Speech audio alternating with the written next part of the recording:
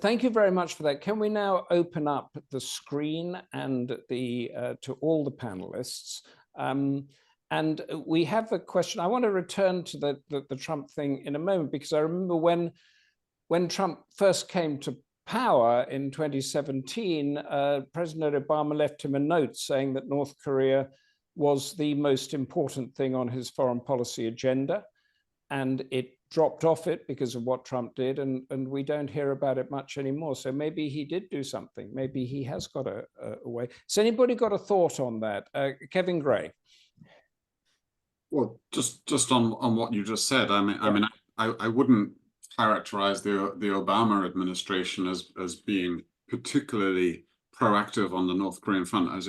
As you recall, the US policy at that time was called strategic patience, which was basically, let's sit around, we have these sanctions, let's sit around and hopefully the country will collapse, or they'll cave in. And I think that's been a big part of, that was a big part of the problem. And you see that kind of thinking sort of creeping back in under the Biden administration, where nothing much is really happening, and the country is just sort of, and the issue is just kind of left to itself. So and it's given North Korea a lot of time to build up its nuclear program, its stockpile, and all these kind of things. So I think that has been a failure for a long time. Just on that point on whether Trump is, what will happen if we have another Trump administration. I agree with Dr. Swanström's comments. I would just also add that one thing that will be different this time is that it won't be aligned with a pro-engagement administration in South Korea, which South Korea had played an important role in the whole peace diplomacy of 2018, 2019. But now you have a government in South Korea. I mean, the Yoon Suk-yeol administration is probably, I would say, more hardline even than the US and as we've seen with Japan. And a lot of this rhetoric about the hostile state and the nuclear rhetoric that's coming out of Pyongyang at the moment, it's being matched. It's part of a cycle with South Korea as well. And so one of the problems that the Washington was faced with was that there was increasing support within South Korea for South Korea to have its own nuclear deterrence. And Washington, there was this meeting and there was a Washington declaration, and where there was the US made a stronger, explicit commitment to extend the nuclear deterrence to South Korea, and to have South Korea as part of this, I forget what it's called now, a consultation group or a deliberation group. And that has made the North Koreans even more aware of this, what they call a hostile environment. So there's a real negative loop that's going on, I think, within inter-Korean relations.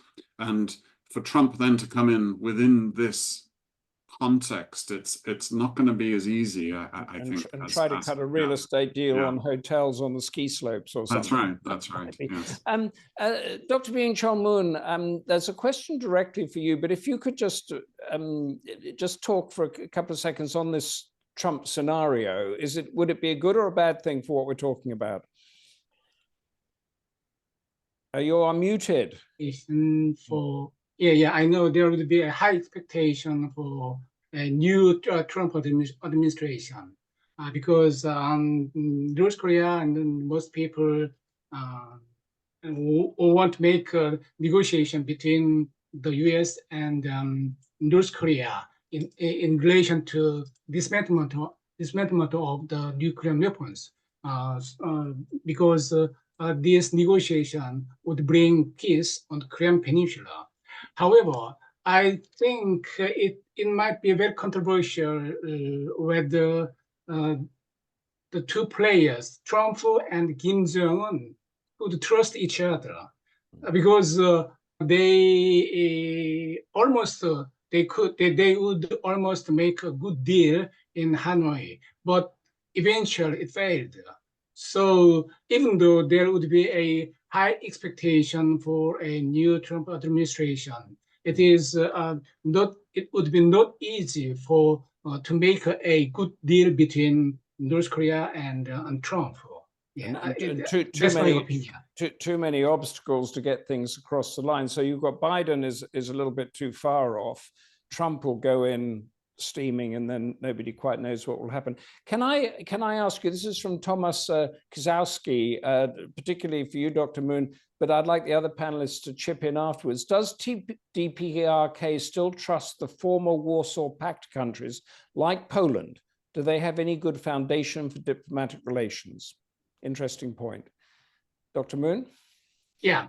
As far as I know, the DPRK has no good relations with the former Warsaw Pact countries.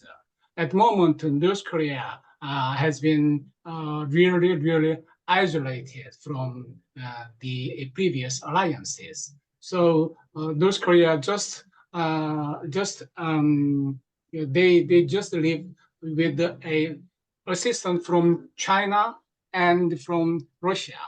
So I don't think at the moment, at this stage, North Korea would make a good relations with Warsaw Pact countries.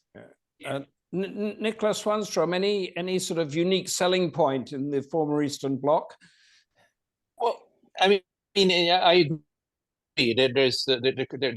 There's not that huge trust with, but it still is significant that the U.S. Special Representative for the Korean Peninsula, when he visited Europe the last time, just a few days ago, he went first to Romania, then to Poland, and then to Sweden. So it seems that the United States, at least, seem to hope that the Poles and the Romanians or other sort of former Eastern Europeans have a leverage or some sort of influence. But I agree. I think that it is very limited. The two countries that would have some influence is Russia and China. But I still think that North Korea is fiercely independent-minded. Not even China and Russia has. I think we exaggerate the impact actually China has on North Korea even. So I think there's. I'm actually coming out with an article on that within short, but the conclusion is in essence that don't exaggerate China's influence on North Korea. China's influence. Yeah. So what is what can Europe do?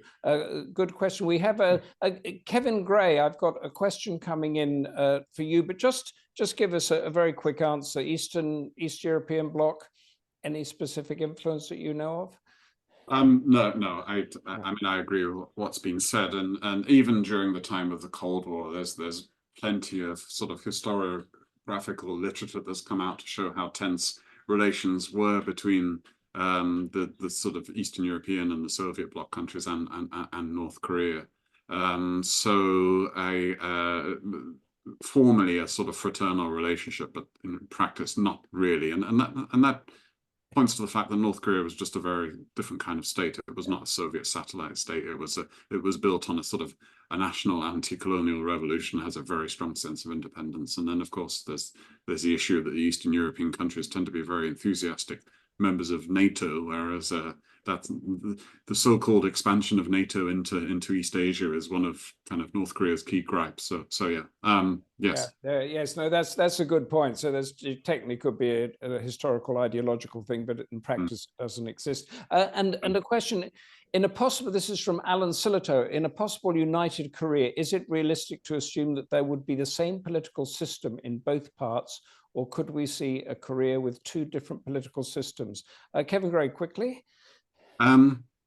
Well, a united Korea with different political systems, that was Kim Il-sung's kind of blueprint for reunification under a confederation. So it's not that it hasn't been thought about, but I mean, I think in unification in any meaningful sense is a unification of political systems, because the one thing that unification has to overcome is the fact that you have two different kind of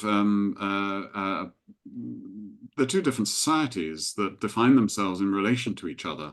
And your question earlier, Humphrey, about what would happen to the elites, I mean, that's also crucial to whether we have anything that can be meaningfully called unification. And the fact that I personally think of North Korea as a system of a coalition of vested interests.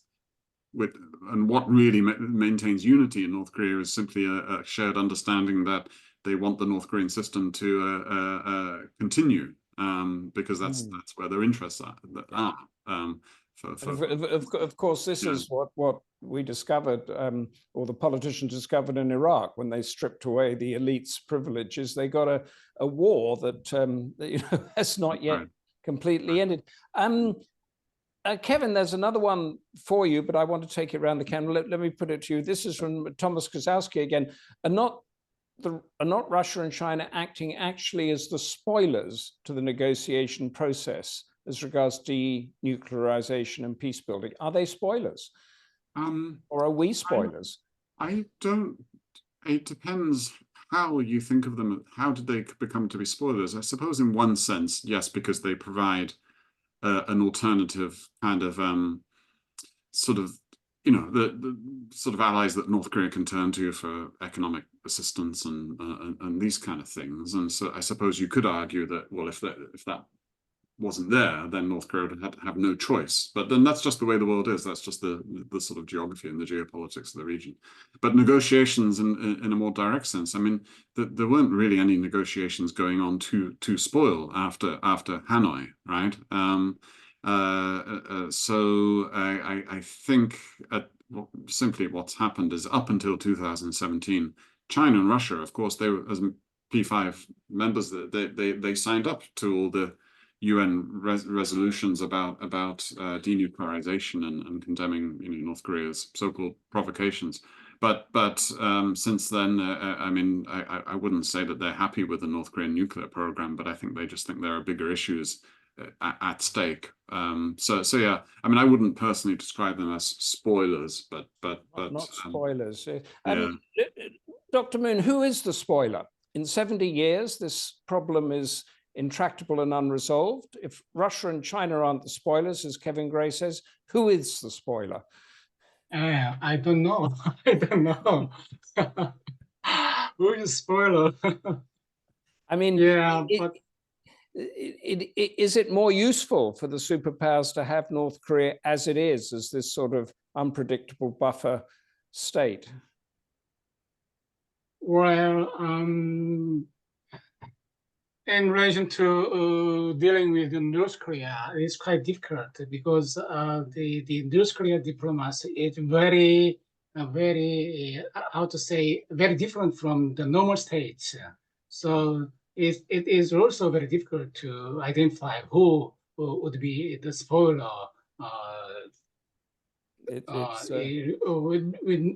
in relation to negotiating with North Korea.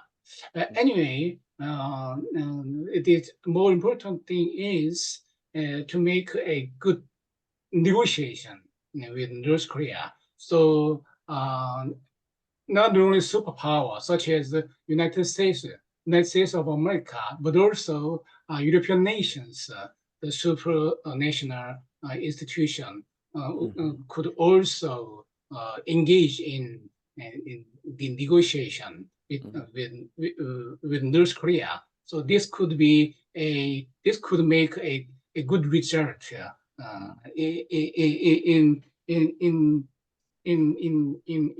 the search for peace in the Korean Peninsula. And thank you. And Niklas Swanström, I mean, Russia and China, are they the spoilers, or is there a spoiler in this? Well, I mean, I don't think they are spoilers. So you can, as was said before, they can be seen as spoilers if we see our views as the most important. But the reality is that China has different expectations. They have different interests. So from their point of view, they're only protecting their own national interests. So they're not spoilers in that sense. But I think the big spoiler is unrealistic expectations. We have come in with extremely unrealistic expectations from all sides without really having a dialogue. We talk, but we don't listen to each other. And what we need is a dialogue that really could start looking at and saying, what do you want? How can we reach your view instead of looking at what do I want to accomplish? So denuclearization is, yeah. Sorry, could I bring, because there are two questions along the lines that you're arguing. Can I put them to you and then go around the panel again?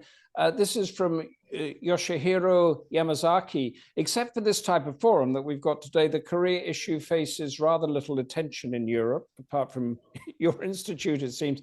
Do any of the panelists have any advice on how to raise European attention or interest in the Korean question for its peace or eventual unification? And Johan Brunbauer says, how would you describe the advantages for European countries to have better connections to North Korea? Can we do it better than, say, the Americans, the Chinese, or the Russians? Niklas, just give us your thoughts. Well, I think we can do it better because there's less interest. We have, it's an issue that is not so, it's a bit more distant for us, which means we have no national interest really, apart from peace and security and international trade and all that. So in that sense, but it doesn't mean we have that magical formula that can sort of solve this. But I do think that Europe can play a role in that sense, bringing in, starting dialogues, building processes. But in the end, the people who have to solve the issue is really United States, North Korea, South Korea, because they are the active parties. But the Europeans can definitely be there assisting platform building, process building, but we're not going to solve it though. I think that we have to be realistic on that. Well, it has to be solved by Kim Jong-un, the Kim family, and those interests. But there's a question from Ewan Grant that I'd like to put as a final question to the panel. If you could just give us a concise, upsumming answer to it. A real eye-opener will come into the public domain at the end of the year about Russian influence penetration of Germany. What do you see might galvanize a united long-term European, that's the EU and the UK and everything like that, to Pyongyang? Would Japan going nuclear speed this up? Or would, and I'll add this myself, Ewan doesn't say it himself, would South Korea going nuclear, maybe like Israel has done, change the dynamic? Let's have a final thought. Kevin Gray, give us you begin and we'll go round again. It's difficult because I do feel that this sort of seeming limited interest, European interest in what goes on in Northeast Asia has long roots, and it's been going on for a long time. And even at the moment where you have all this nuclear rhetoric going on between the two Koreas and some very hardline language coming from Pyongyang, that it doesn't seem to be raising much concern in Europe when you've got Ukraine and Gaza, and it's even something like another nuclear test in North Korea. I don't even know that would really be enough. Sorry, finish up. Yeah. No, that's fine. But I think, but I think the kind of diplomacy and this follows on from Dr. Swanström's comments. I mean, this kind of track 1.5 diplomacy doesn't necessarily need to happen on the back of massive interest. This is something that happens a little bit behind the scenes, but I think it's really valuable in the sense that we don't really know what the North Koreans want at the moment, right? I mean, you look at their official rhetoric, and there are people, there was a paper by Robert Carlin and Rachel Min-Young Lee where they'd done this very fine-tuned analysis of North Korean media and said it's awful, they want war, but to actually get behind the scenes and talk to what people want, and not to create too many expectations on these kind of behind-the-scenes negotiations. I think that's something that Europe can probably play a really valuable role in. That's a very good point. Dr. Moon, give us your final, concise, brief thought. Yeah, I think individual country in Europe that does not have interest in relation to North Korea, as European Union need to engage in North Korean problem because there would be a superpower competition between China and America So the Europeans' role would be more important. And also regarding the Japan's nuclear armament, I think it might be difficult to imagine the Japan and Japan go to a nuclear state in the near future, because it's a very complicated diplomatic and international political matters. Yeah. Thank you very much for that. And just finally, in a few seconds, Dr. Swanström, we're talking about Japan and South Korea going nuclear now, that the war is a global thing, as is geopolitics. Give us a final thought. Well, we need a crisis that trumps the war in Ukraine or the Middle East. Okay. I mean, never waste a good crisis is what people say, but I'm not even sure if South Korea goes nuclear or Japan goes nuclear, would that trigger NPT is a danger? Yes, absolutely. That might increase the interest, but unfortunately, I think it needs to become worse before you're going to generate an interest from the European Union at large. Thank you. That is an extremely realistic, I was going to say depressing, realistic thought. Thank you very Sorry much about that.